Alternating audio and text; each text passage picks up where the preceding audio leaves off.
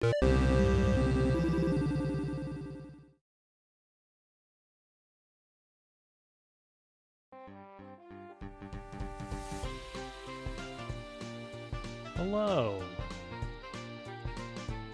Welcome in, everyone. Willow, Mac, Theron, Brother AV, Abram. Oh my goodness, Willow. Thank you for that tier 1 sub. 10 months. That's almost a year. That's what I was gonna say.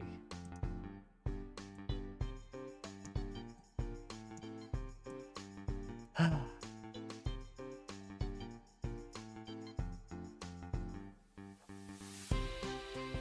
a big day. All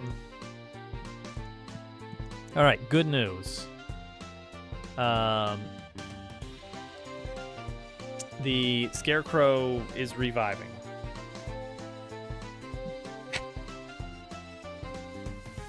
I even forgot that was a thing. That is a fancy looking message.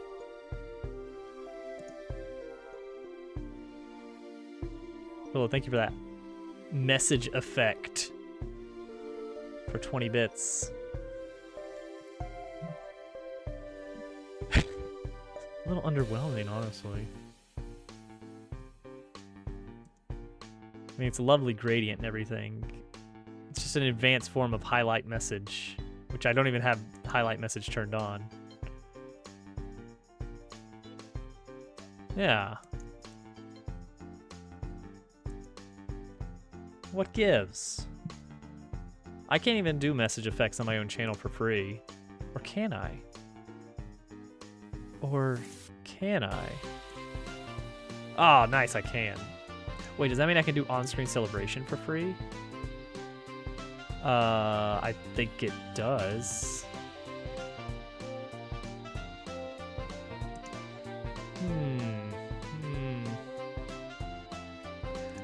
I cast Swarm of Bees.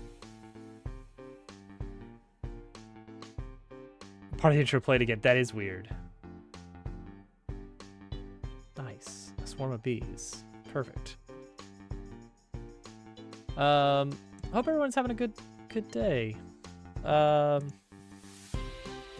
I worked on the Scarecrow logic a little bit more yesterday. What is the Scarecrow? Some people may be asking because they might not know what we've been working on at all. We're working on a new item in the game, the Scarecrow. It's true. So Scarecrow is going to immediately break because I thought this would work. Dot get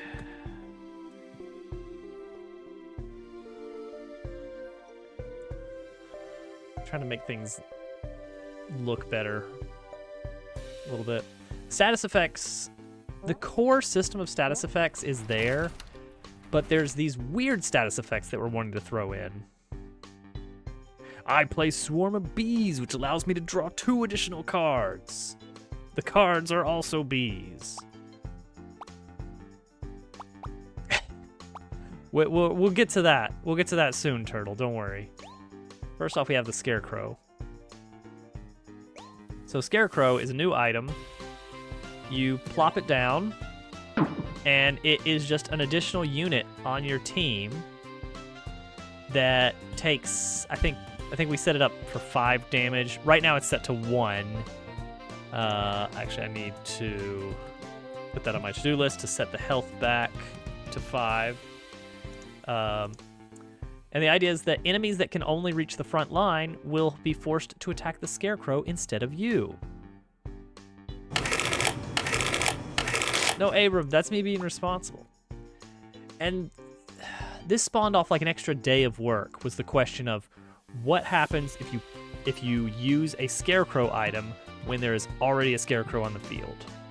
I was like, crap, what does happen? Because I can't just indefinitely stack Scarecrows. Okay, that's fair. I can't indefinitely stack Scarecrows. There won't be enough room. It'll get really crowded here.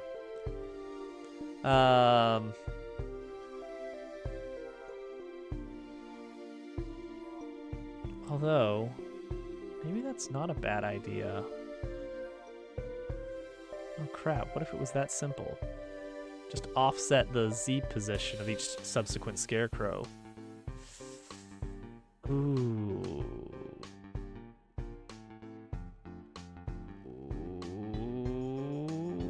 No, this is, well, all right, what we've got right now, maybe temporarily, maybe not, is that when you stack an additional scarecrow, the scarecrow gets a status effect called Revive. And as long as it has Revive, it doesn't die. It, like, comes back with full health. But then the next enemy can come along and just knock it out. So that, it starts with 0 Revive, but temporarily we're setting it to 1 so we can test that. Honestly, I think that's fine for now. I would like to make a fancy effect for Revive. See, that's what I'm thinking now. What if the Scarecrow just had a randomized position on the front of the board, on the Z-axis? So they hopefully don't clip, but maybe they do a little bit. It's like maybe there's just going to be multiple Scarecrows, and that's okay. What would that look like? I went through all this work of like, oh, well, you know, if it's a Scarecrow, then it can revive in a special way and all this other stuff, but maybe that's not necessary. Maybe we just add more Scarecrows at different positions. But that means that stacking Scarecrows is very bad of an idea if you run it against enemies that can hit all teammates. Then that's just not going to work.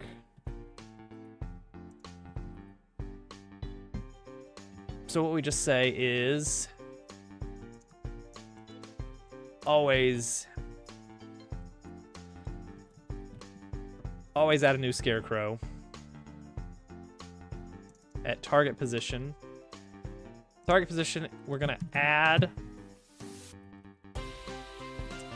a rand f, let's see, plus vector 3 dot forward, which is something. What is vector 3 dot forward? Is it the z-axis? It is. That's -1 times rand f minus 0.5. Okay, there we go. And now you'll just have multiple Scarecrows, and maybe that's okay. And also, the new Scarecrow does not get a revive status effect to start with.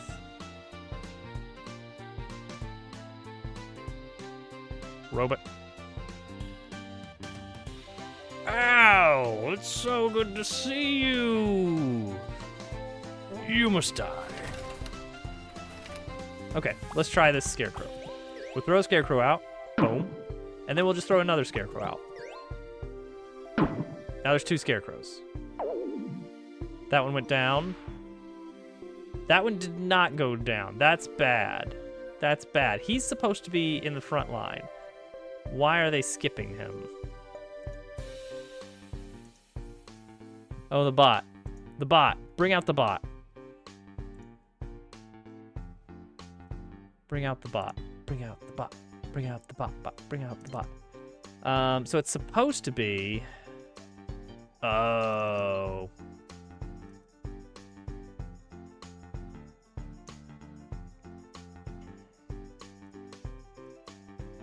Source.side sub -1.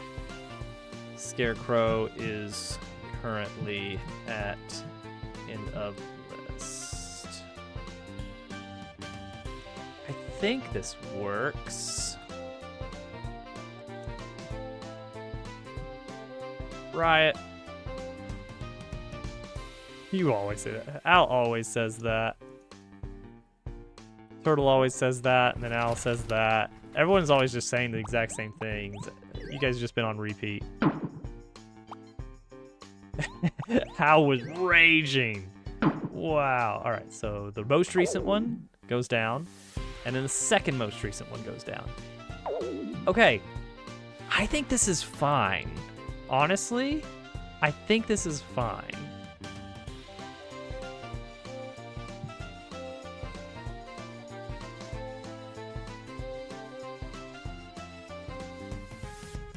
Maybe what we do is we just have them stack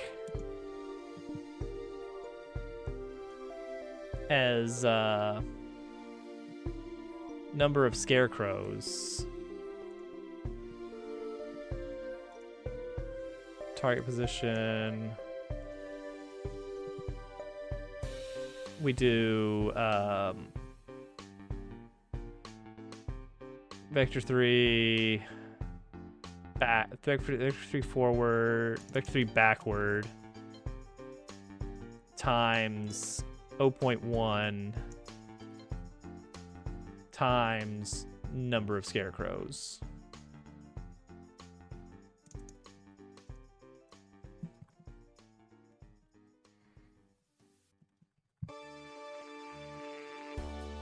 Maybe even 0.2. Okay. Because that, like, yeah, like 0.3. No, 0.25. No, 0.3. 0.3. Let's have lots of room for scarecrows. Like, if you really have a ton of scarecrows, they can just stack well into the foreground, and that's okay. I don't know if we're going to have a triple dip style item. Thousand Year Door had a very interesting move. Double dip and triple dip. It was a badge. If you wore one of the badges, you got access to double dip. If you wore 2 copies of double dip, you got access to the move triple dip. It would use up flower points and let you use 2 or 3 items in one move, which is very interesting for theory crafting. Here we go. So what I should do is move it back times, no, move it forward by 0.5. No, 0.3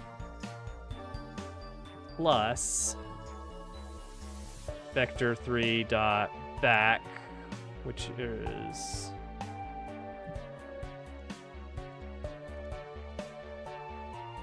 vector 3 dot back is 0.1. Photon, welcome in. How were the caves? I feel like it's the kind of game I would like, but I should not play.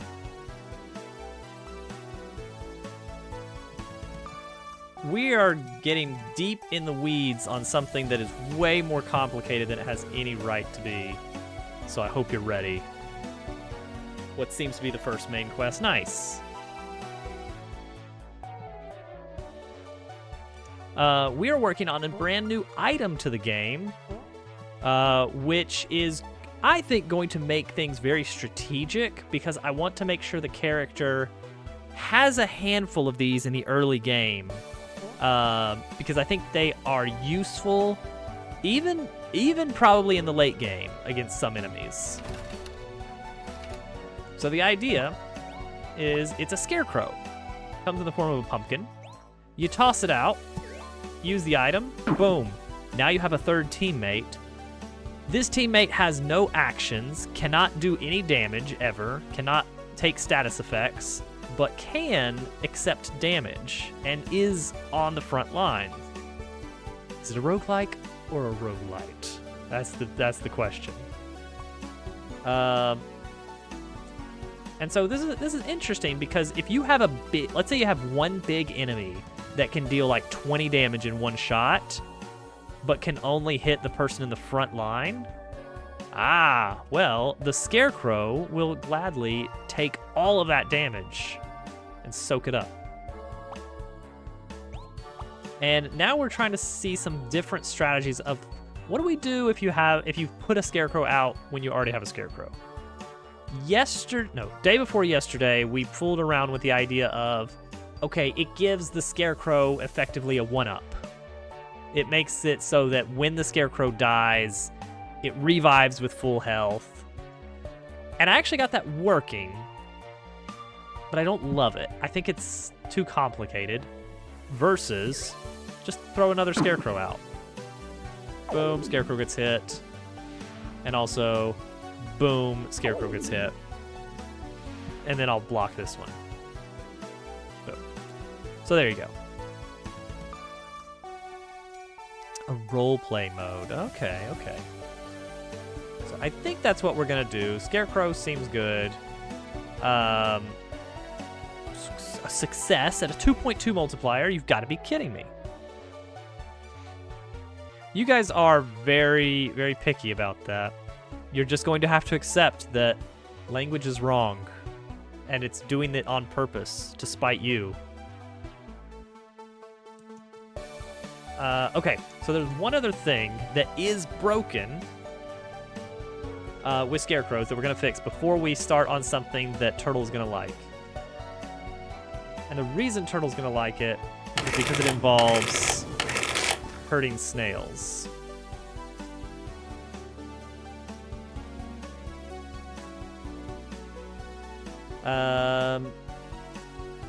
Let's see here. Action Command Guard. Right here. Block defense bonus. Block defense bonus is going to be a... We're going to clamp it to 0. You can't have... Oh, well, no, hang on. We're going to clamp this to 0. And we're going to say that... I think this is going to work. Right now, the Scarecrow is able to block, which is not good. Scarecrows are not allowed to block. But I think if we give it a penalty to its block defense, let's say -999, and we clamp that now, then the Scarecrow should be able to not block anymore. Yeah, I feel like there's starting to be a middle ground even, because in some cases, the idea is subsequent runs, you can use previous runs as a resource to make future runs easier. But something I've seen in things like, what's a good example? Like, I tried Slay the Spire recently, so I don't know if this is actually a good example, because I've barely scratched the surface of the game. But games that add to the item pool to avoid overcomplicating things from the get-go. I guess Crypt of the Necrodancer kind of does that, but it also lets you stock up for future runs if you really want to. But if it just did the thing of, as you progress, it will add more items and more complex shrines and other things to the game, that feels like that's its own different thing. Okay, Scarecrow. Don't block. Okay, I felt like I landed that block pretty well, so... Yeah, good. Cool. That works. Great. Yeah, I didn't play Balatro either, and I probably should not pick it up, because it looks like it would really, I'd really be stuck with it for a while. I need another cough drop. My throat is killing me.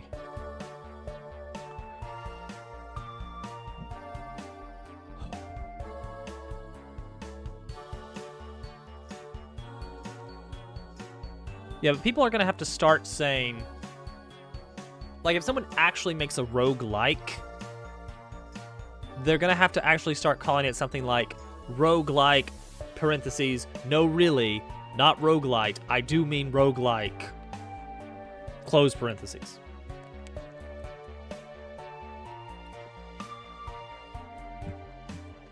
Okay, yeah.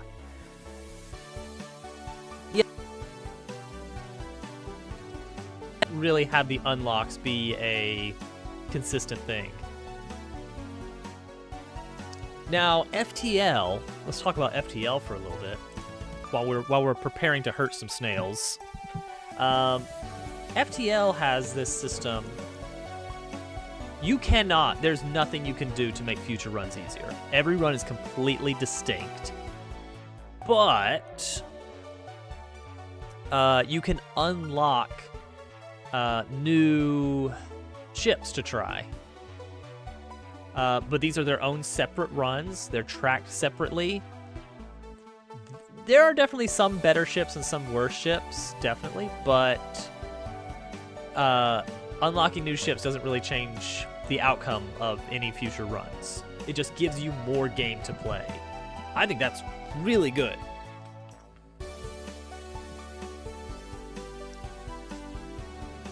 Procedural generation?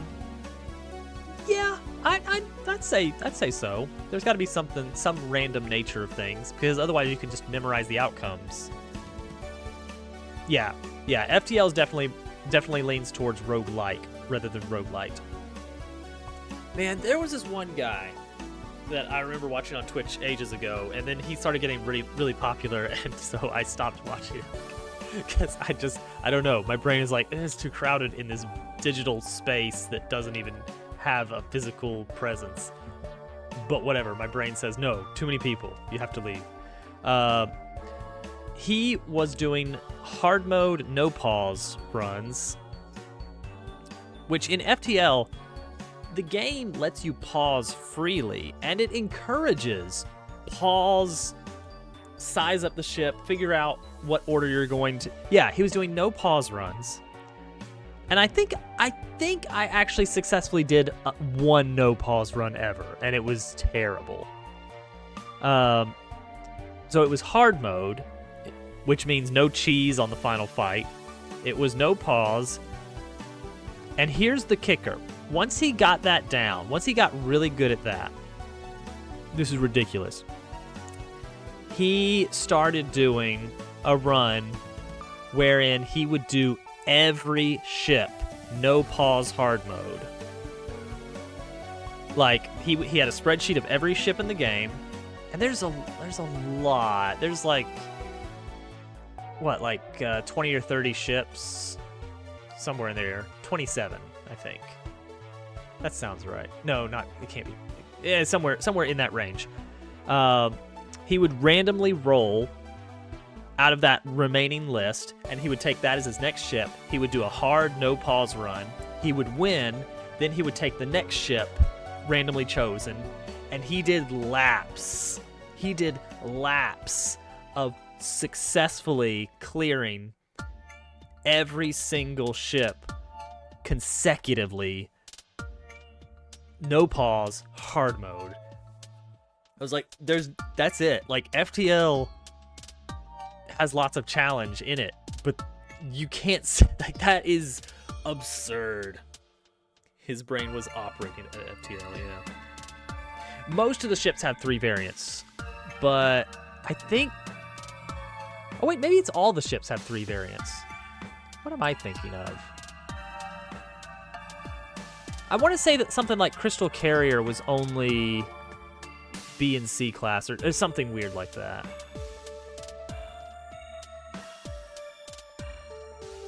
I loved FTL. That was such a fun game. I got really into that for a while. I actually coded a save file reader in C# that would read the save file and print on screen my current sector and scrap and other pertinent information for people that were interested in how is this run going? It's like, boom, there it is in the corner. Snails.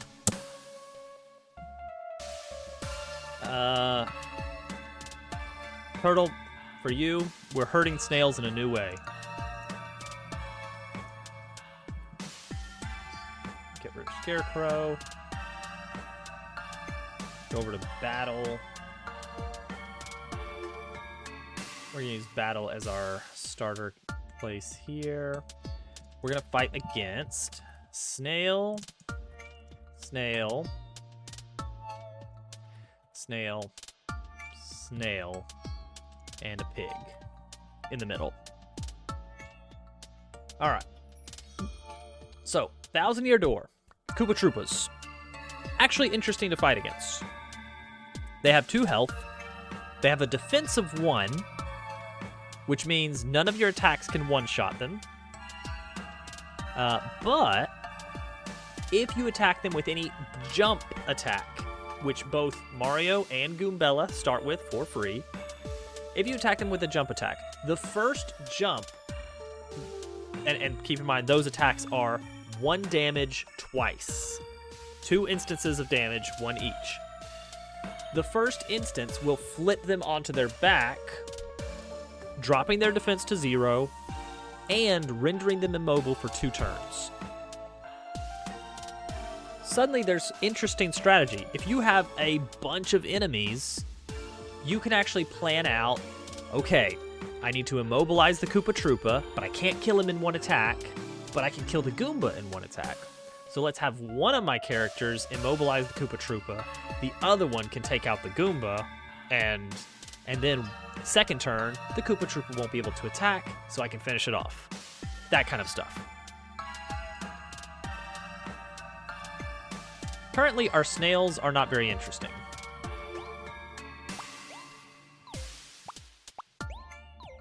We have... Oh, nice. Cool. What is this broken on? Camera handler.camera is not found. How is that the case? How do you have no camera? No, really though.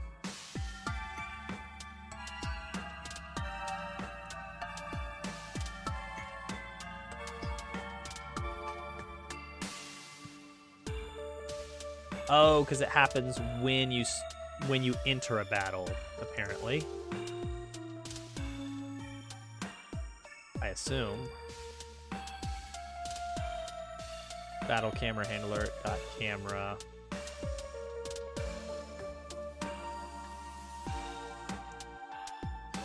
Oh wait, this should happen anyways.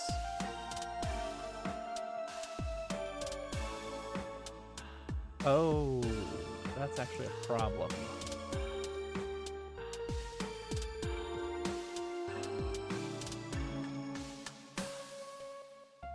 Lakebed Temple, that was... Was that Majora's Mask? I don't really remember.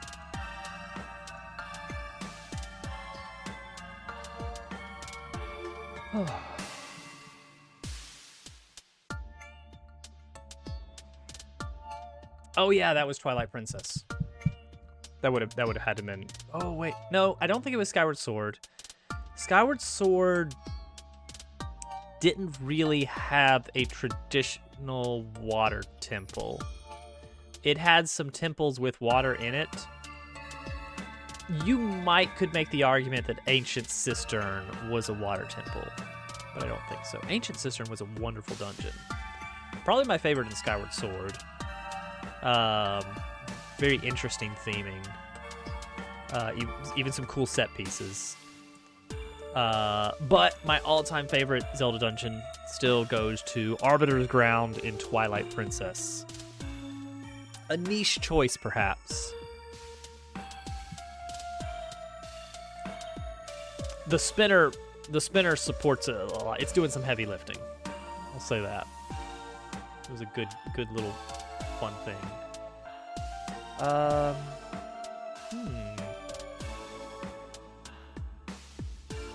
Camera handler.camera. I guess this is okay.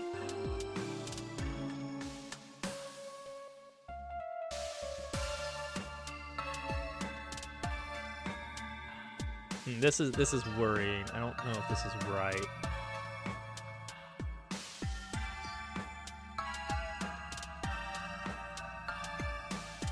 Maybe if we had like battle camera. I don't know, is that okay? Is battle camera okay?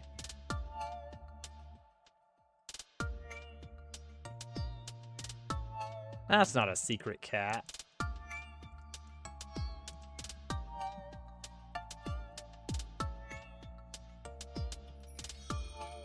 Okay, so that's gonna set that. And then battle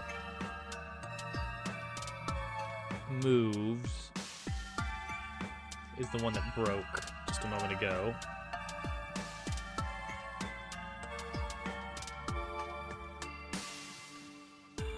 Partner scan was trying to do unproject.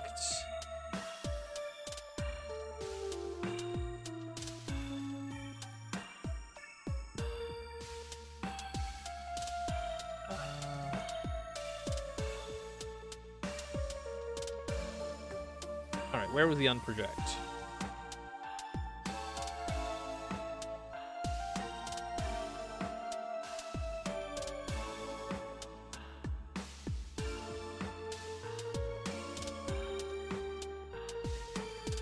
Not this. Not this. Would it have had to be? No. Oh gosh, I just don't know. Let's just run the battle again and see what happens. See where it breaks.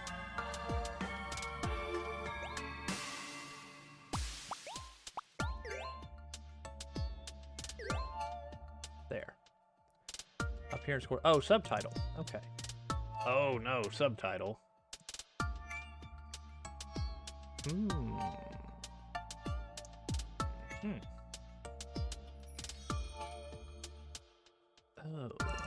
So it does expect it to be camera. Oh my gosh. Chip. Welcome in. Big boy Reed. Heck yeah. Thank you for the follow. All follows are anonymous, assuming that I set up the HTML correctly. Yes, I did. Haha.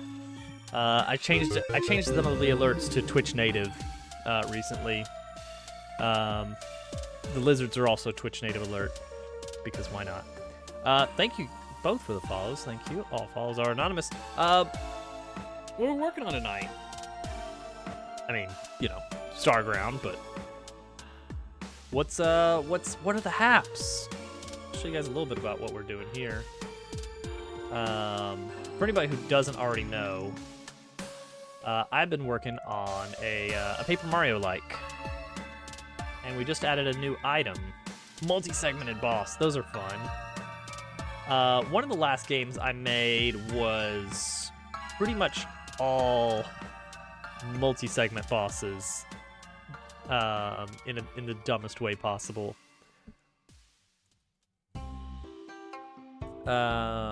This might not be a great example here. Okay, so the idea is I added a new item to the game. Usually, let's go to a better looking scene here. Let's go to the actual world. The incinerator. There you go. Excuse my voice a bit. I'm fighting some allergies, so I'm downing the cough drops. All right, so the idea is we got a new item. For anybody who's not familiar with this genre of game, regular turn-based RPG, but all the damage numbers are pretty small. In most of this genre of game, you start out doing like 2 damage on your normal attack if you time it well, 1 damage if you don't. And by the end of the game, maybe your attack can deal like 7 or 8 base damage without like some additions on top of it. And I love it. I love the strategy that comes from like being able to account for every point of damage and actually plan turns ahead. I think that's great. So we added a new item to the game called the Scarecrow. And the idea is you toss it out, boom, you have a third party member now. He can't do anything. He just sits there. Let's just smack this guy real quick. Boom. But he can take damage. I'm gonna fix him to have 5 HP instead of 1. But the idea is that he will take 5 points of damage plus whatever overspill. So it'd be really good. I think in the early game, it's going to be like Earthbound Teddy Bear, where it just soaks up a pretty good amount of damage for you so that you can like catch your breath a little bit, heal up, whatever. Make some attempts to run away. I did do the art for this, yes. I've been learning Blender and drawing lots of dumb little pigs. It's great. But I think, weirdly enough, I think the item will still be useful in late game, because let's say you've got this massive boss that's dealing like 15 damage in one attack. Well, Scarecrow can soak up that one attack completely. So I think that's a cool little thing, that it's an item that is like vaguely useful in the early game, but can still be vaguely useful in the late game, and I bet some people will come up with some very cool, cheesy strategies with these. And tonight we just made a change to what happens if you place 2 of them. Well, you just actually get 2 of them.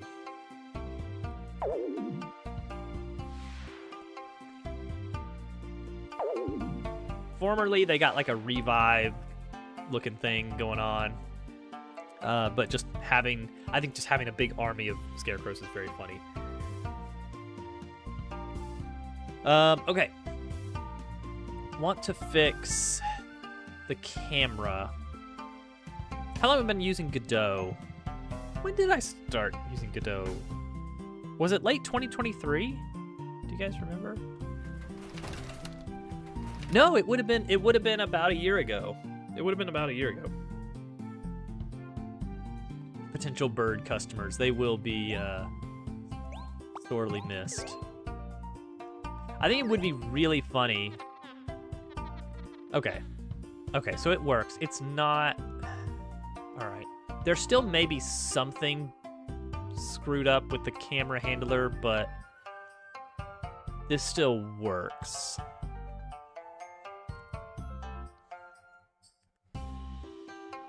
GodotCon. I don't plan on going to GodotCon. This is the first I've heard of GodotCon, and that could... I could... It's very possible that I'm getting Ligmund, and I wouldn't even know. Okay, we're gonna be mean to some snails here.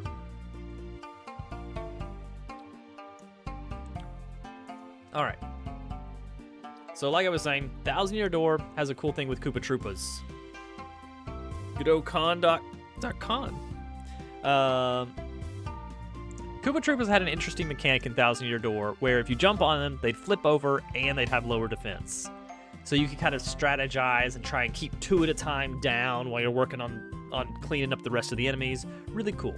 We need something like that to make the snails kind of an interesting enemy to fight against, and it's not just here's another enemy, it has more defense and more attack, and that's literally it. No, we don't like that. So here's my plan. Visualize with me, chat. Visualize with me. The idea is that certain attacks will have a trait called, I'm going to call it Domino.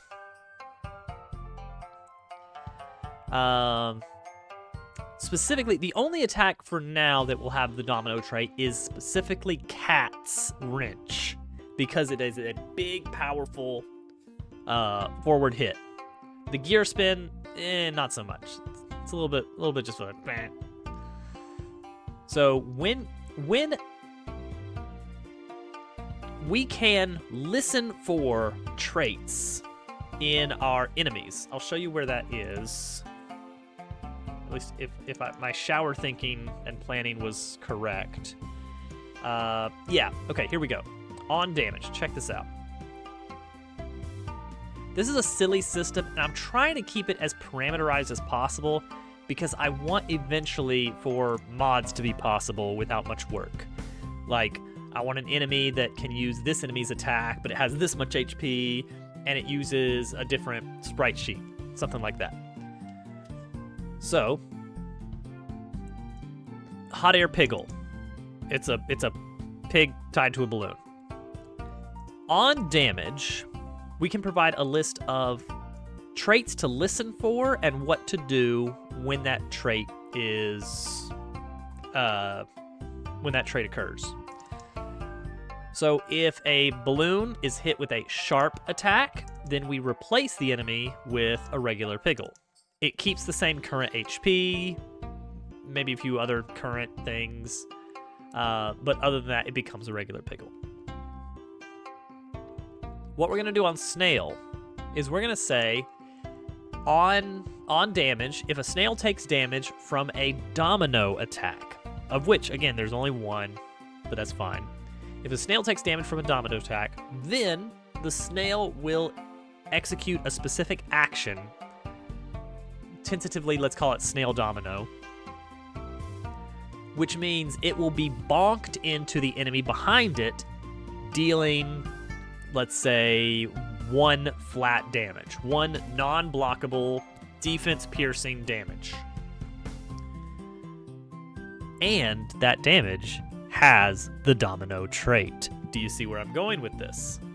It means when you have a big line of snails, if Cat hits this snail with her wrench and lands a hit for 2 base damage, that's 1 after defense, then that snail will be knocked into this one, deals 1 damage. That snail will be knocked into this one, deals 1 damage. That snail will be knocked into this one, deals 1 damage, and then it stops because the pig does not have any special handling for domino. And suddenly you have an interesting plan to go through, because what if, in addition to that, what if Dabble takes out the pig first? So move number 1, Dabble uses his attack that can hit anyone. He sends out Spring Attack, pow pow, takes out the pig, boom, now we have a complete domino line, and Cat can hit every single snail. Now that is cool. I need to figure out if I do want to make the snail hit, how big I want to make the snail hit.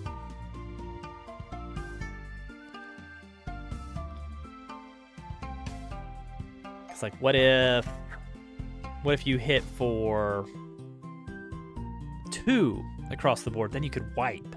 You could do a one turn wipe of the whole enemy team, but that feels a little overpowered.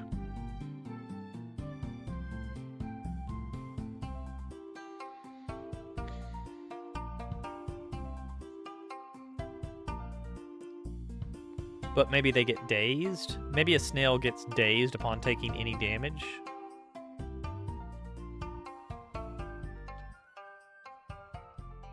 Because then Cat can lock them down.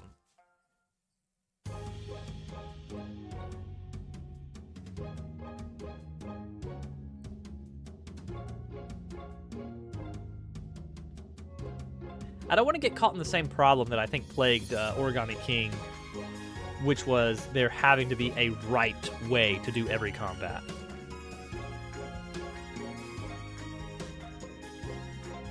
I think what made Thousand Year Door so great is it was a lot of about minimizing damage taken, balancing risk and reward, looking for the opportunities to make good moves, but there wasn't always the best move. Sometimes you didn't have a good move to make.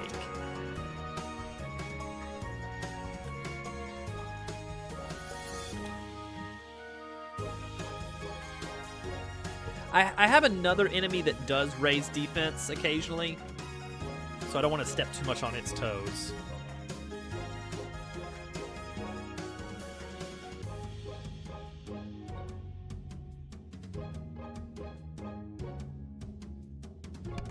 Oh my gosh, these allergies. Let's for now just start with just programming the basics. We're gonna have a move called Snail Domino that gets triggered when a snail gets hit by a domino type attack. Oh, thank you, Yag. Happy Allergy Day. All right, our moves are stored in this file here. These kind of store the full list of what happens. Like, not just the animation, but also the damage types, all that. It's kind of buried in here. Part of me wanted to do something like, every move should have a damage property. It's like, well, maybe not. Because sometimes a move will do something like do an initial bit of damage, do a little bit of animation, and then come back and do a different type of damage on the way back or something, like let's say a boomerang. So instead, the actual action deals damage like right in here. Amount does get the enemy's strength added in. So usually for enemies, the amount is 0. Okay, so let's have a new move. Snail Domino. I don't know if I'll ever use this name property for enemy moves. They don't get rendered anywhere on screen. I know things like Darkest Dungeon would always show you the move name before an enemy does it or something like that, but I don't see any reason why we need to do that. Target actually doesn't matter. I'm gonna say enemy, but it doesn't actually matter.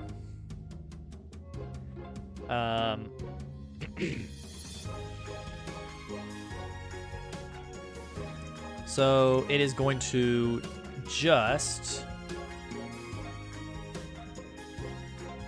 launch actor.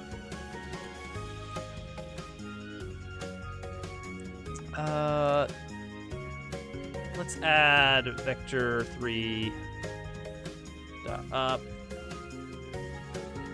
Let's say it takes half a second to get there. We're gonna store original position.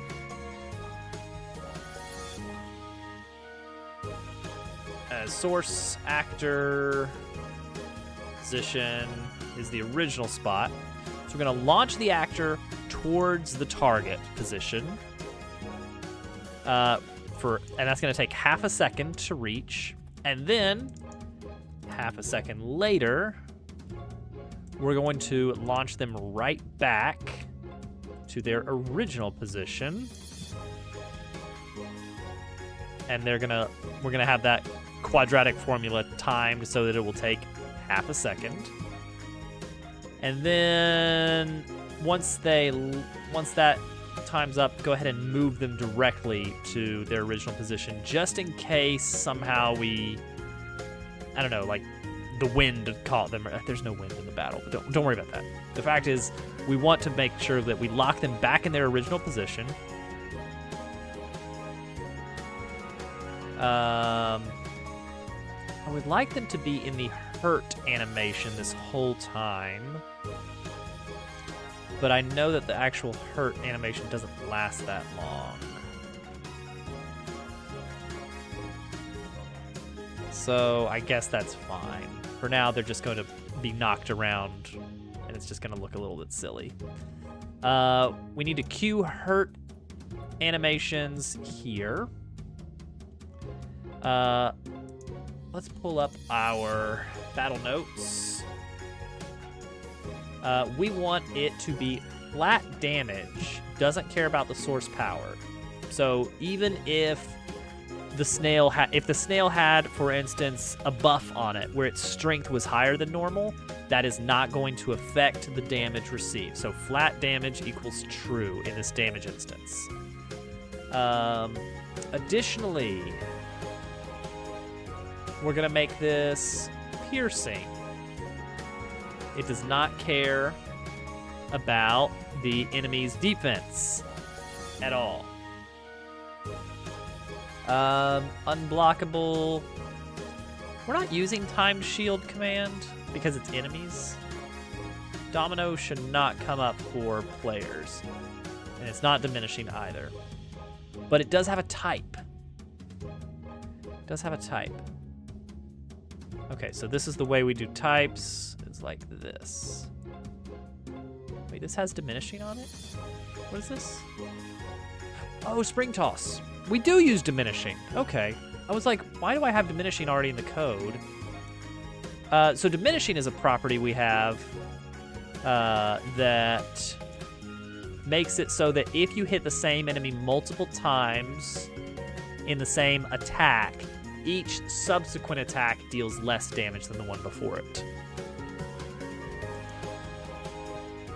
A good example is Power Jump in Thousand Year Door, which when you buff it up, it's very powerful. But if your first jump deals 5 damage, the next one will deal 4, 3, 2, 1, 1, 1, 1 until you miss the timing. So it's infinite damage. I don't want to have infinite damage available in this game. Okay, this one is of type Domino. So make sure to add that to our list of notes for different types of damage. All right, and that's it. That is the move, I believe. Yeah. And then I guess wait, like, a little bit after it's all over. Sure. Do we want a face? Set actor facing enemy would not be a bad idea. Just to make sure we're facing the right way at the end of everything. All right, how does this work? How do I tell it what to do here? I give it a unit and whether I want it to be facing the enemy side. Okay, that's not bad at all, actually. So unit is source and true is the default, right? Yeah. Timing tighter and tighter each hit, and don't cap the underflow, and it will register. Or you can hit it absolutely perfectly and it still can't register.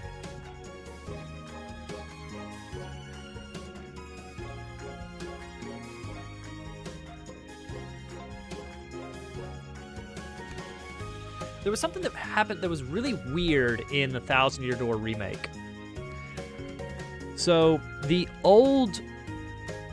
Power Jump is just like keep hitting the timing, and if you keep getting it correct, you can keep dealing damage. But the window gets tighter and tighter. In the original, it was 8 frames for the first jump, then 7, then 6, then 5, then 4, then 3, then 2, then 1, I think. Maybe 2. Maybe it locked in at 2 at the end. I don't know. But the GameCube version ran at 60 frames per second, so that's very tight timing. Here's the weird thing.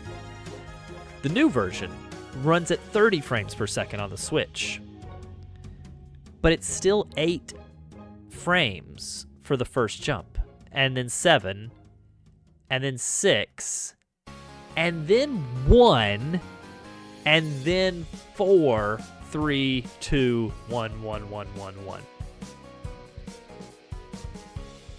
I think I've got the numbers right on that, which is bizarre, because that means, like, if it was still 8, 7, 6, 5, 4, 3, 2, 1, that's like, oops, they accidentally made it easier, ha ha ha ha. But they went out of their way to change one of them to a 1-framer in the middle, and that's really bizarre. I don't feel like that's a mistake, but I don't get it.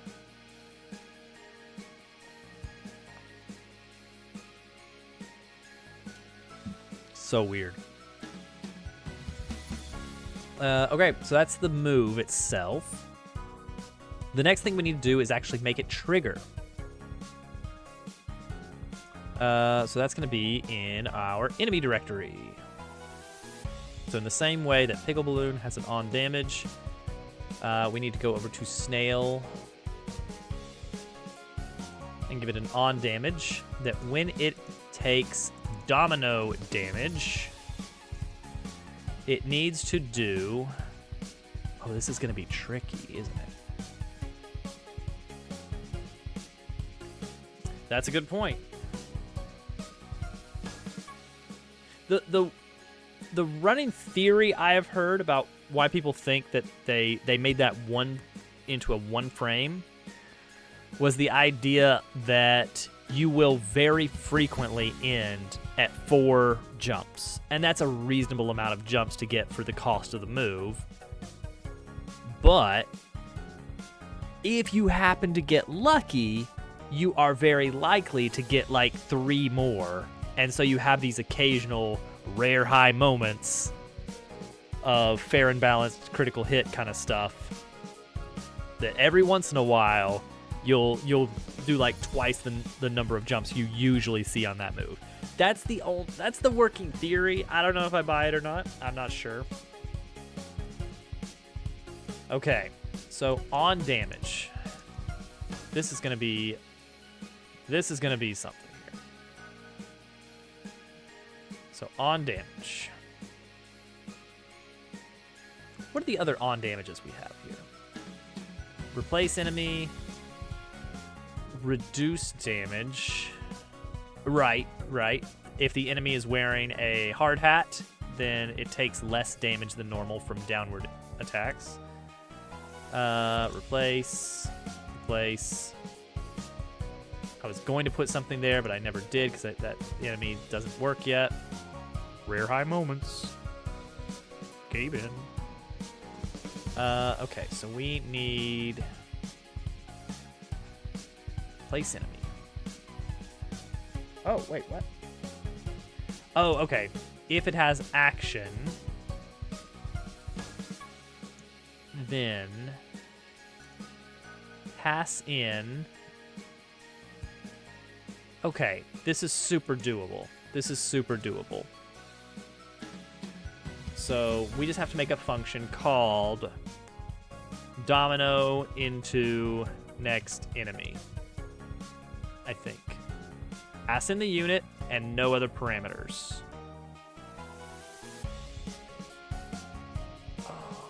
How does this work?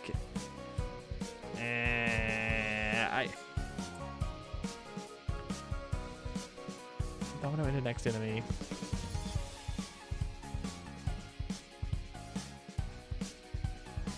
Okay, so on damage dictionary calls in get the action. Get the on damage dictionary. There's some reductions. That's fine. Nope, not here. Not here. This is something different. We're looking for the damage dictionary action. Here we go. There's an action that sometimes comes in.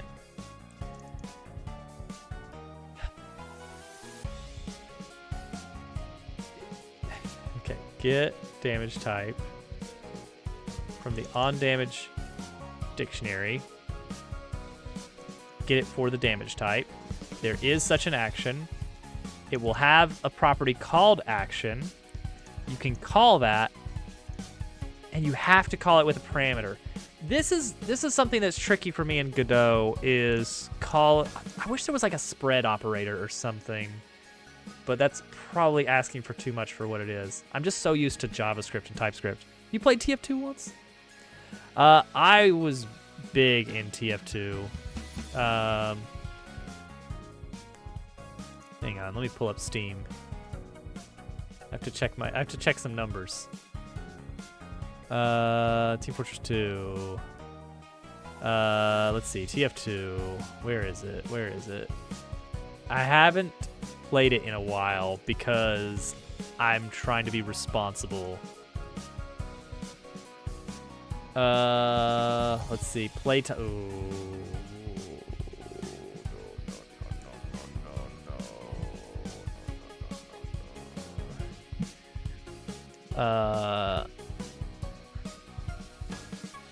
2,826 hours. Let's not look at that anymore.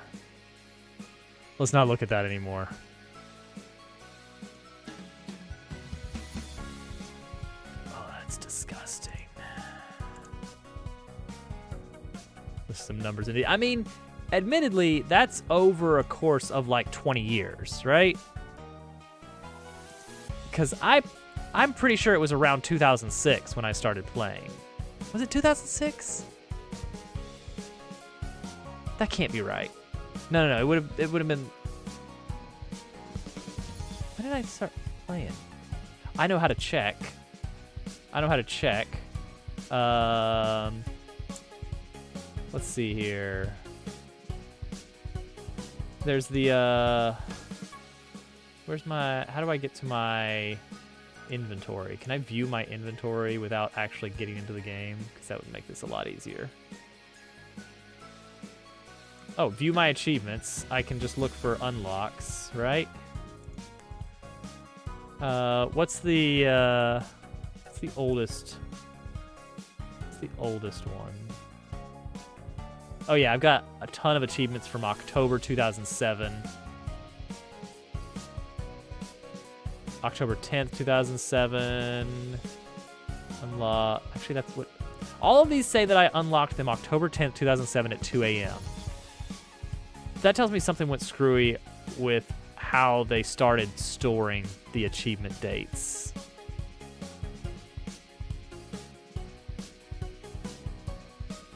I've got, whatever it is, I've got the gold badge, not the beta tester badge, but the one level below that. The gold, the veteran's badge or whatever it is.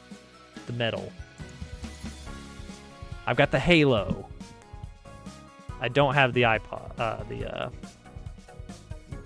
the little earbuds. Or the Bills hat, unfortunately. Because for a while, those were going for a good chunk of change.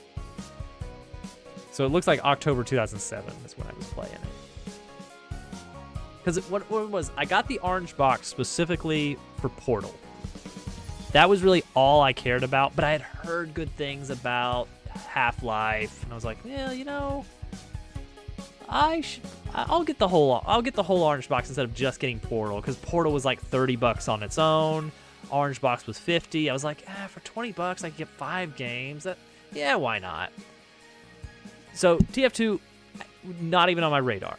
I was getting Portal, and as a bonus, I was getting Half-Life 2. And then I saw a YouTube video of some people playing TF2, and they were being silly on CP Freight with the train. Everyone was going heavy, trying to stop the train. Very Club Penguin behavior. I was like, whoa, this looks very different from what I thought. I thought this was some kind of generic Call of Duty shoot-a-man game, but no, this is like visually interesting. What is this game? And I looked up some more videos and like, okay, I gotta play this. I gotta check this out.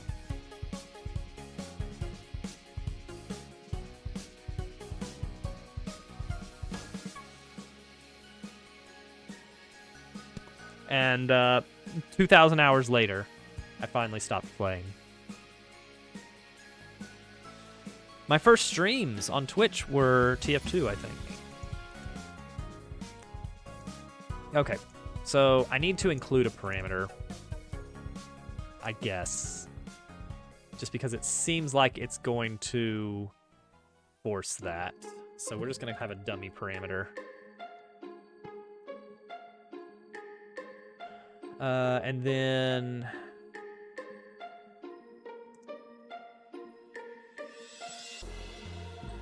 so we can say domino into next enemy with no parameter. And that's it. And domino into next enemy, we're gonna say, for that, you need to take your enemy and call battle moves. Do we have access to battle moves here? Okay, battle manager dot battle moves.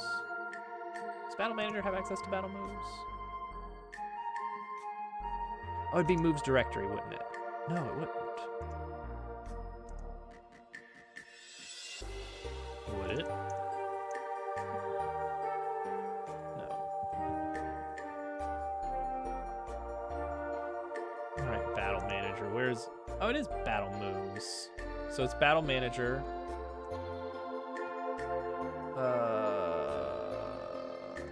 Battle moves. Okay. 2013 barely have 1,000. It was such a. It still is a good game. I mean, there was definitely a dark time with the bots, and I'm sure there's still some bots to contend with, but gosh, what a good, well-designed game.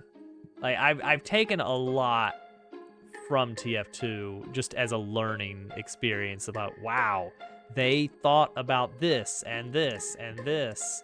They were actually, there's so much detail into every little piece. The art style, they're referencing specific art types and using that to inform how they communicate things to the player. If you have not, and with 1,000 hours, I assume you probably have already, but if you have not checked out the developer commentary that's built into TF2, I don't even know where it is on the menu now because they've moved everything around. But there is an option for viewing developer commentary. It loads you into, I think there's 3 different maps it can load you into, and each of them has these little commentary nodes. Yeah, okay. But the things they talk about, it's like, holy cow, this is on a whole nother level. These people are good at this. They know what they're doing. Gosh. Valve Games said, yeah, it's really impressive. Well then, have you ever played a game called Alien Swarm? Yeah, Alien Swarm was...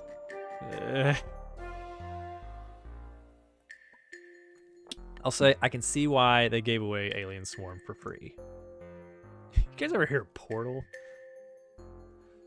Okay, so I want to call this move's action with source and targets.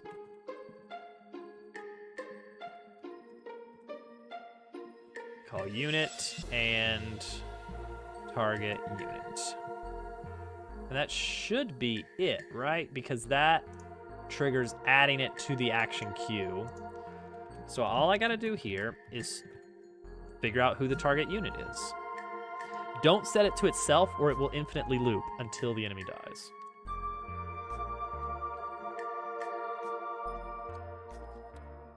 Reactive drop. What about Narbacular drop, huh? There's a deep cut. Man, if the rumor mill is to believe, Half-Life 3 is coming sooner rather than later. I did too. When I was super excited about Portal, I was soaking up every piece of information I could about it, because that little trailer that they released for Portal, it was like, oh, this is really interesting. I want to play it. And then I found out, oh, this is based on a student project called Narbacular Drop, which you can play for free. And I was like, all right, I'm doing it. That's what they say and have been saying for 20 years. Half-Life 3 forever. Okay.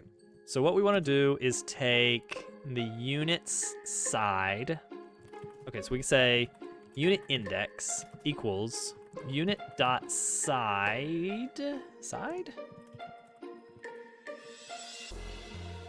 Battle units have a side, yes. You know, like player side or enemy side. Take that side, which is an array of enemies. Find the unit. That's it, right? Like, Godot, array, find. Yeah, that gives me the index.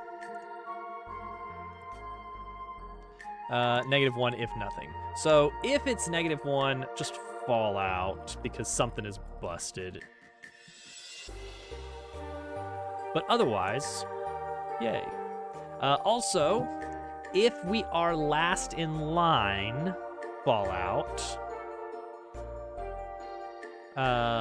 So if unit index is greater than or equal to the size of the unit side, the number of units on that side, then fall out.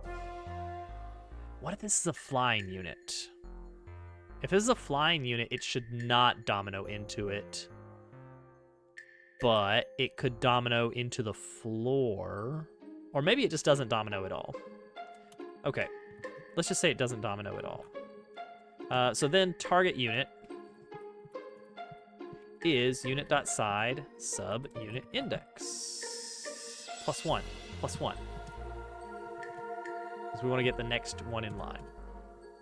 So, if there is no target unit, somehow, there really should be at this point. I'm putting in a lot of little safety checks that I probably don't need.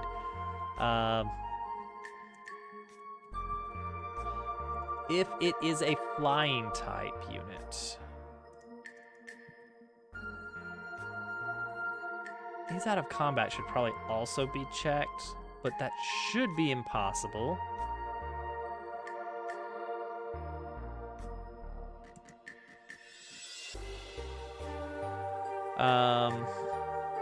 If target unit dot is flying, fall out. If it's out of combat. Now, out of combat is different from dead, and it's different from a lot of status effects. Game we're working on is heavily inspired by Portal. Go choose energy balls that you may... Oh, okay. Yeah.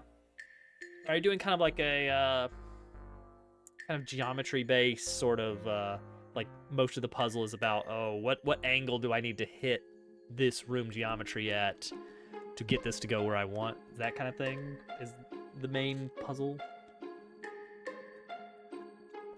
I'm trying to think what all you could do with those. And assuming that everything else is good, then go. All right. Did we do it? Did we do it? This would be a new record for implementation of a feature. How do you get putting all the code together? Oh, gosh. A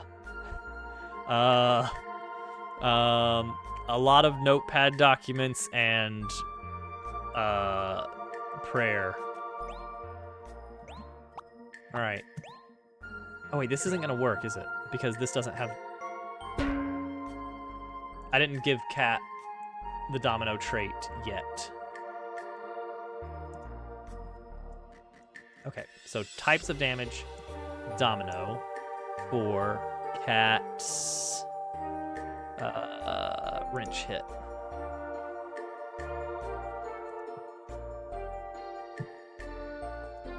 Here we go.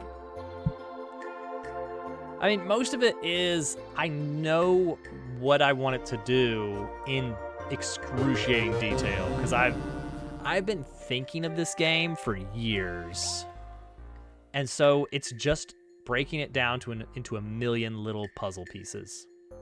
Thank you for the follow we just got. All follows are anonymous. All right, here we go. Please. Okay. That's something.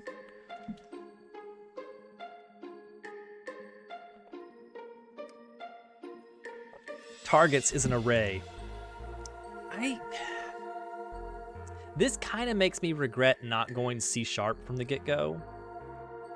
I'm really missing strong typing.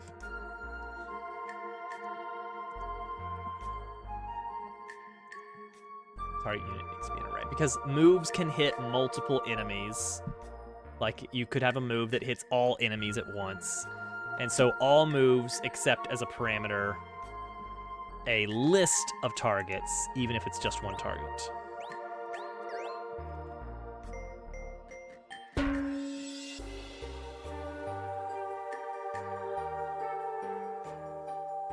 That was close. That launch was certainly wrong. What was up with that?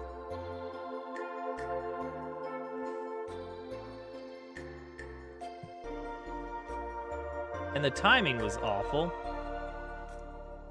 But it did work.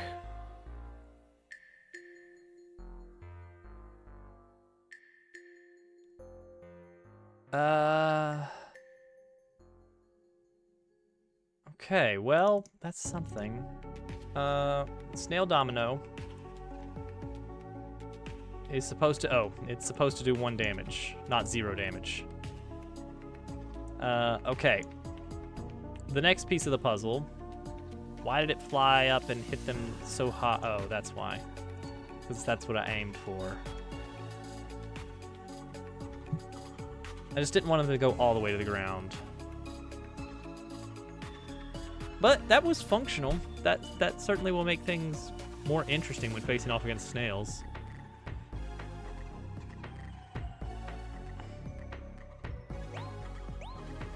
All right, try it again.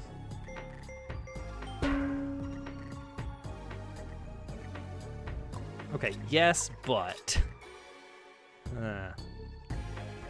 Okay, first off, let's set the facing.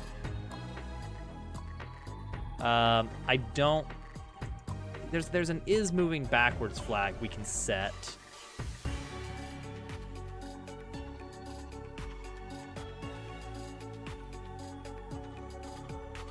And this will let us say bonk backwards.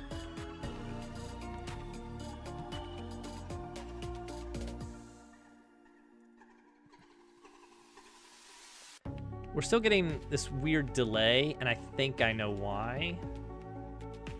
It's the source of where we call this on damage function. Okay, switch to cat, spanner.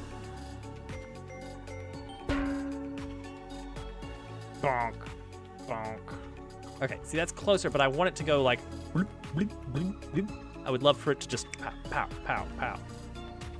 And maybe a nice little hollow coconut sound. Or something.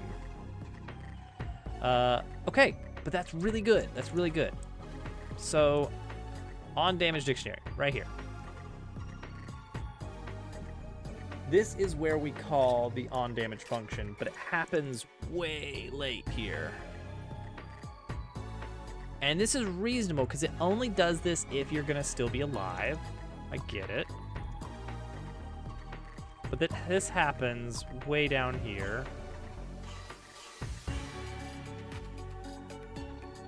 Convert hurt animation or play death animation.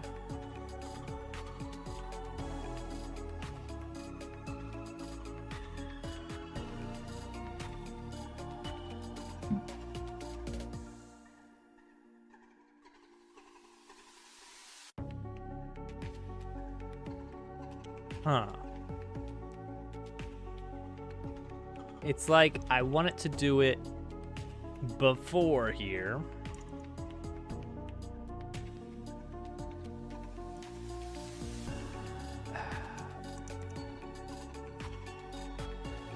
Yeah. Some damage effects can only happen if you're still alive. That makes sense. But is there any reason why I couldn't just do that?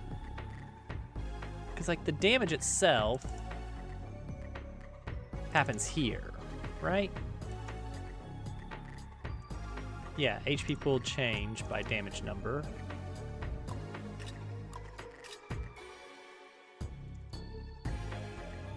So that's where the damage happens. So I could conceivably do this.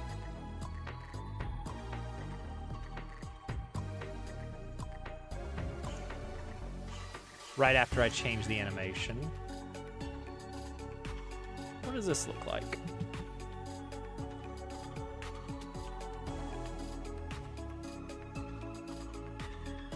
My concern is this is gonna change. This is gonna break how the popping a balloon works for the pigs on a balloon.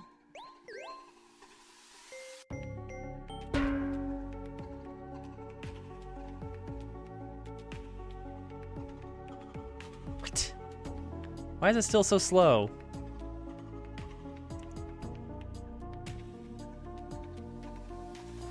All right, create damage indicator. Which that happens instantly. There's no waiting in that function. That happens in one frame, tops. Change animation again. Wait. Did I really? I did. This is the one. Dang it. Okay, do that. All right, okay, so I get it. I get it. I screwed up.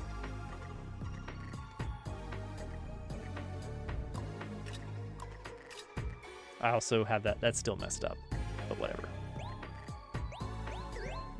Let's just see the timing. Yes, yes, yes, yes. Okay, that's better.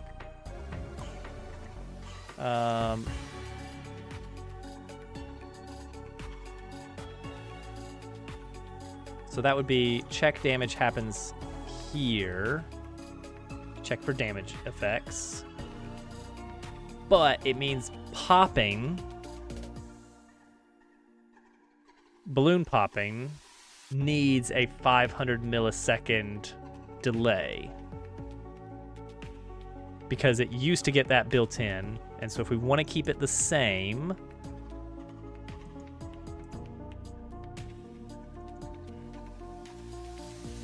super doable. We have to add that to replace enemy. Ooh, I see. Replace enemy is not just a move here. So it would have to be... How could we do this? Would an await just work?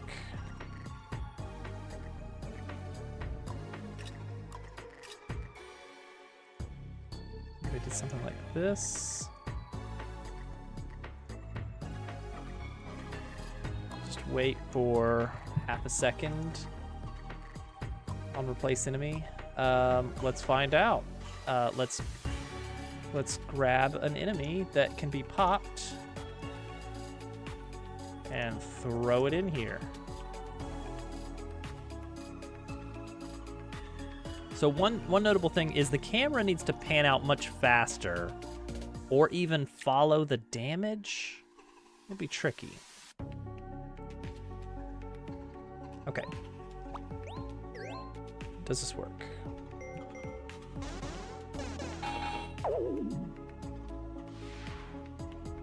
That's a little screwy. Also, I should have only given him one attack, not two.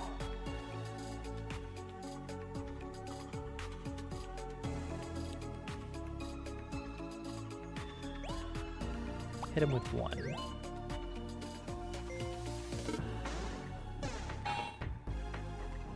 Okay, that seems fine.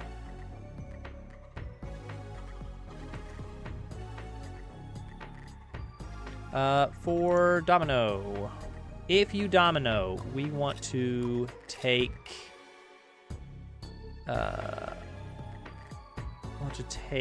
the camera. Set camera target.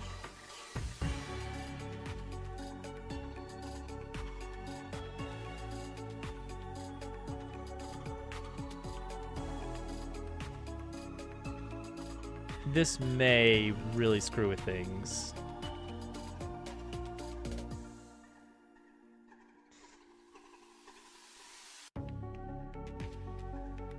But we'll see. Set it to the target.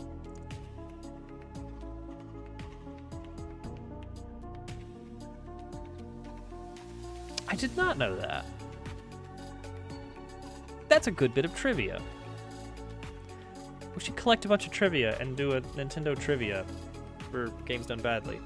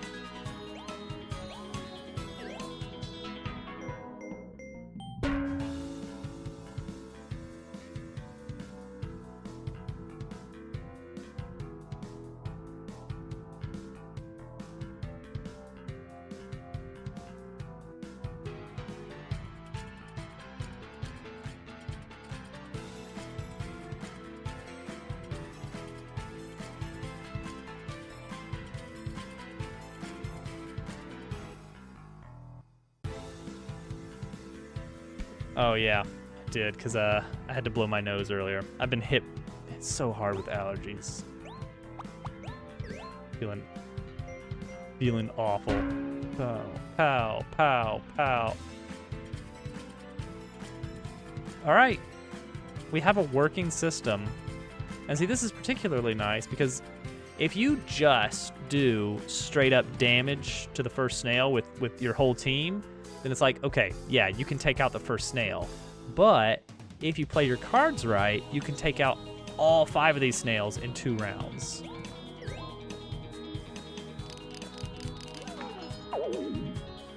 Boom.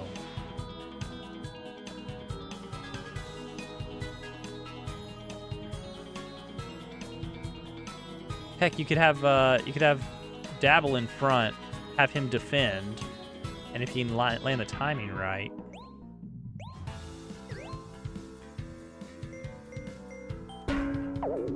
Oh, but if you kill him, oh no.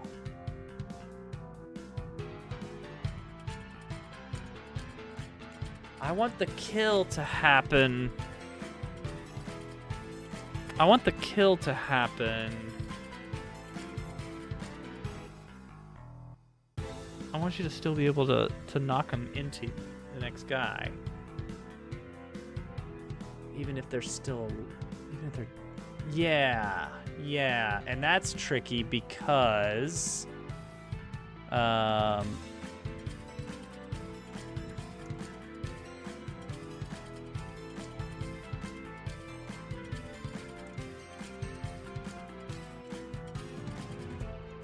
this whole business is based on, we're gonna do this if you're still, only if you're alive. If you're alive, we'll do this action. So what I would need then is a separate one of these to happen before the damage gets applied.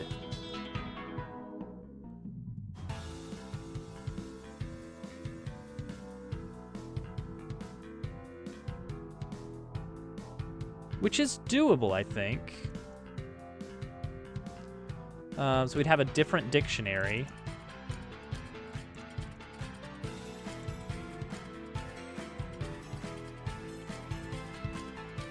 Check damage effects is what we'll call it. Pass in the unit and the damage instance. We'll pass in the dictionary key. And then we'll pass in a Boolean. Require still alive.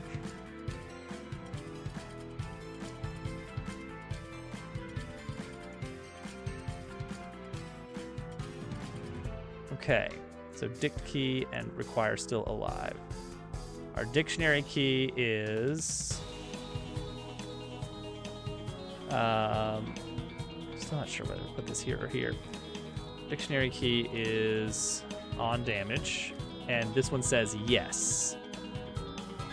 Require it to be alive. So now I feel like we can take out the change we did to replace, and this can be swapped back out. All right. Also download Visual Studio Code. It's cool. There's a whole built-in. Visual Studio Code is nice. I really like how lightweight it is. It's kind of a nice middle ground between Notepad++ and Visual Studio. I hate that they named it Visual Studio Code because that just makes for unnecessary additional conversations with the support team at work when I'm like, hey, I've got this new laptop. I need the download for Visual Studio, please. And like, no. I specifically, I'm like, all right, I need Visual Studio Code. And they're like, all right, well, we checked your computer and it looks like you already have Visual Studio. So let us know if you need anything else. I'm like, Microsoft. This is Microsoft's fault. This is not you guys' fault. But there is actually a program called Visual Studio Code that is used for coding, but it is not Visual Studio. Blame Microsoft, please. All right. So now we're going to have a separate check damage effects that happens before we kill the enemy. And we're going to call that on before damage. And that does not require... okay, so on damage gets replaced here. And then we do this require still alive. If require still alive and unit HP. Yeah, there we go. So now, all we gotta do is have this change to on before damage for the snail. Snail.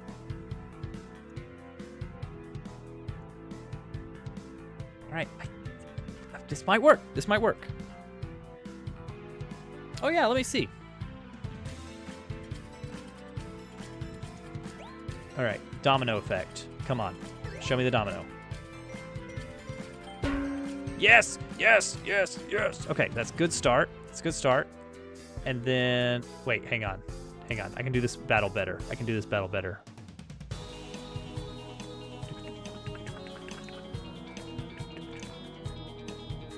All right, let's see. Ooh, that is looking very Portal. It's looking very Portal. Very Portal coded. Okay, makes sense. And then I assume you have to use the same orb. Yeah, you have to point it at the... I don't know if you have to point it at it or if you can just do it without seeing it.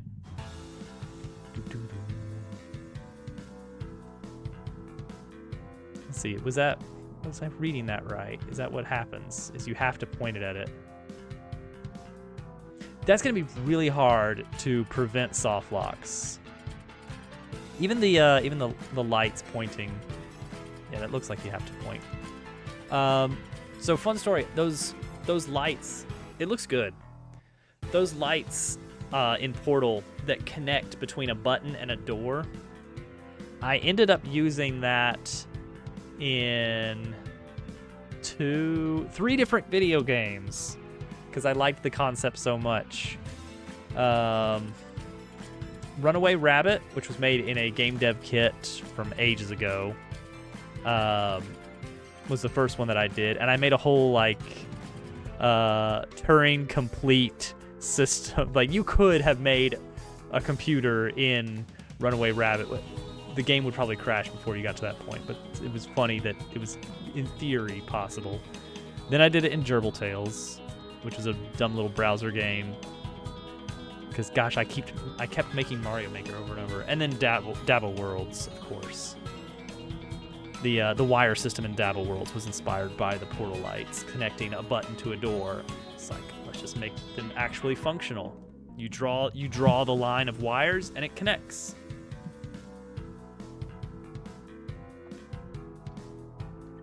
Yeah. No, in let's see if I can get this up.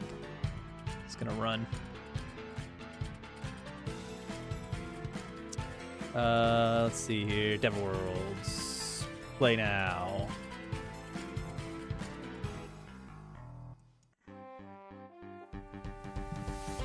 Loading. Okay. So check it out. So it was like wires and a block.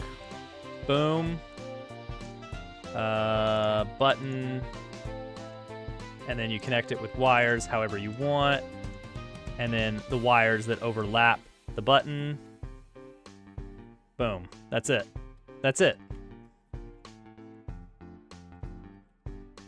The level pieces are the connections.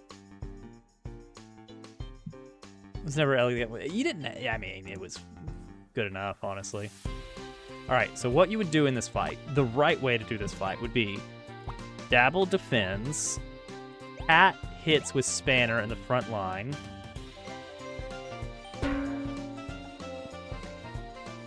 you end up dealing 5 damage total, and then if your timing is good 5 times in a row, why are you looking back there? Wait, why is he looking back there?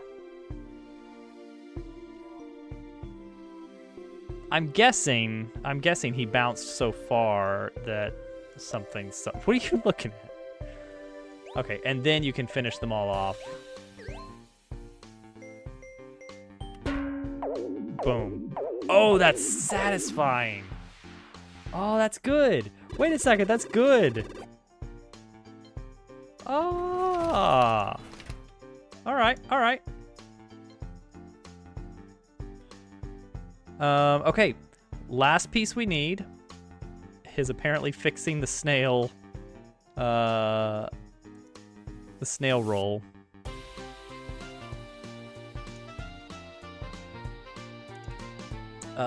We'll use the face enemy at the end.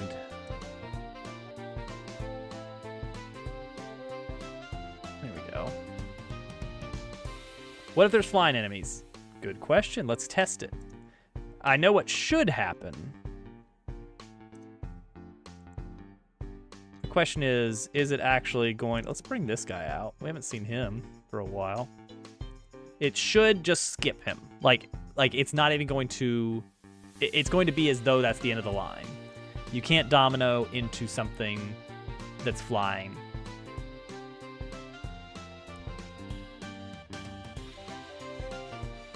And so the idea is we're going to throw in a snail on a balloon so that you could conceivably domino, like, continue the domino trail. All right, cat. Ground enemy, flying enemy, ground enemy. Like this. Ground, ground, ground, flying, ground. It's going to hit just these three. It is not going to hit the one in the back.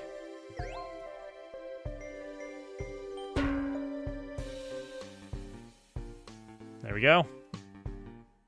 Look at that. We have a working feature. It works. Oh my gosh. Is this what it feels like to be able to program? Okay, let me pull up my notes. Don't forget to Piggle. Piggle needs to be able to hit any enemy, not just the one in the front. I needed that for testing the Scarecrow. And Scarecrow health.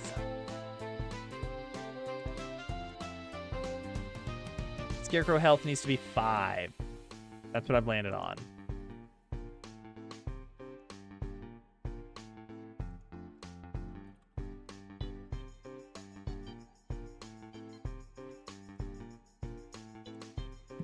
Nice.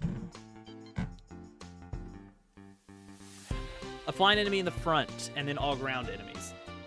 Cat can hit the first grounded enemy. So she can actually walk right under the flying enemy. So as long as the first enemy is a snail, she can knock him all the way back.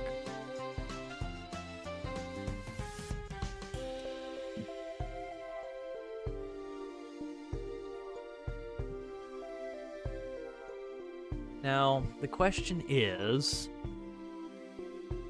I don't want her to be able to just knock every enemy out in one hit. I like the idea that she can clear out a lot of snails, but it takes her 2 moves, so you have to kind of strategize a bit, like what are you going to do in advance? Are you going to lay down a Scarecrow with Dabble? Are you going to let Dabble take the front line and defend? It does make me feel like the snails need to deal less damage. Because then I can get away with having a lot of them for you to fight. If I reduce their strength to 1, then I am okay with having the player face off against 4 snails at a time. Like, it feels less mean. Because all you gotta do is have whoever's in front block. And then you're golden. Alternates between ground and flying. That's very doable. The is flying property that exists on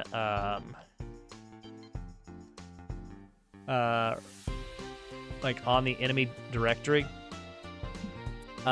This is used to populate the unit's specific is flying property, and that one in turn can be modified as the battle goes on.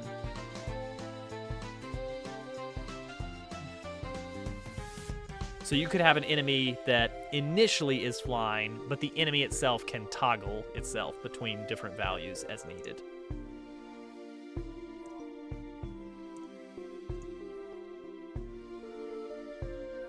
Ah, there's an idea.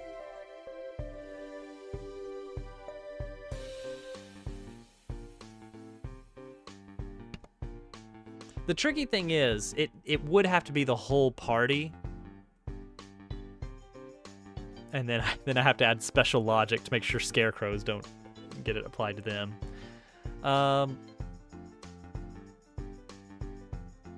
Because if you just take one person into the air, then all you've done is let the back person count as the one that gets hit, which doesn't do much.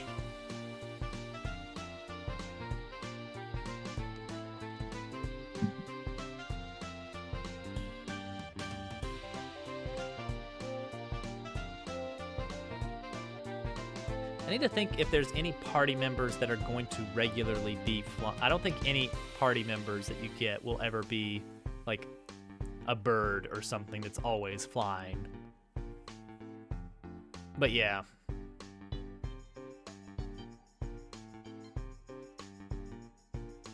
Yeah, it would basically be a status effect of like dodge all attacks for 1 turn. But it would only work if you knew that that attack can't hit airborne targets. That's tricky.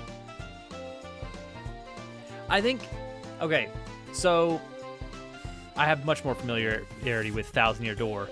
Flurry is flying. So if an enemy uses an earthquake item, like if they spawn with an earthquake and or earth tremor or whatever, no, it's earthquake. If they use an earthquake item that they spawn with, Flurry will never be affected by it, which is a little silly, but that's a weird benefit that Flurry gets. Exactly, Al. It's tricky. It's like, wait, can Piggles actually reach the enemy in the air? Because they're jumping, but are they jumping high enough? Yeah. But some kind of, no damage for a turn is definitely possible. Her stage presence. All right. I feel like we got some stuff done, and we made life worse for the snails, which I'm sure Turtle appreciates. Oh, boy. I'm exhausted after today. Big day, big day. Let's see. Let's see if we can go see anybody.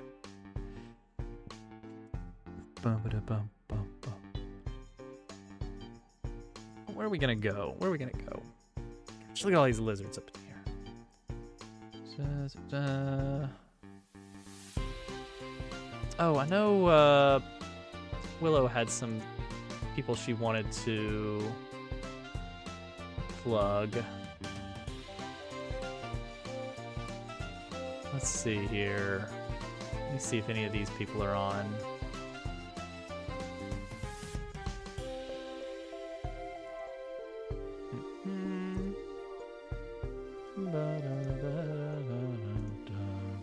That's a tricky thing, is that people are not going to be on at the same time as me typically.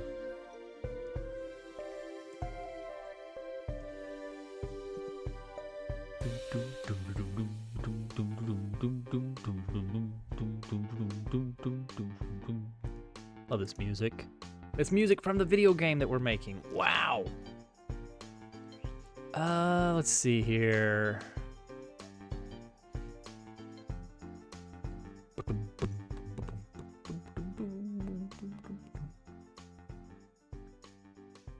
Am I doing anything cool right now? You're just playing League of Legends. Get out of this category. Let's check. Oh, Small Block Boy is on. We could check what he's up to. He's got one game that is very Paper Mario-like in art style of the whole, using sprite 3Ds.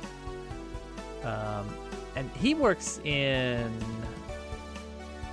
Godot, but also Unreal. Let's see here.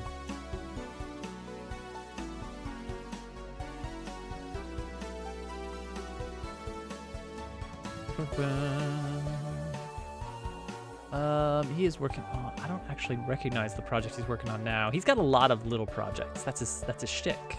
Small games. Let's see. We should also check to see.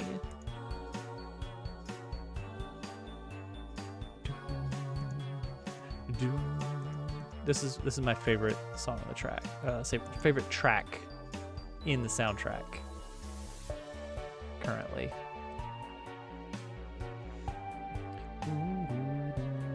GFE's doing Pokemon. Let's hang out with Small Block Boy for a bit. How about that? Well, how about that? Semifinals are on the Link to the Past Rando League. Oh, nice. Have a good sleep, Al. I think we all need some good sleep.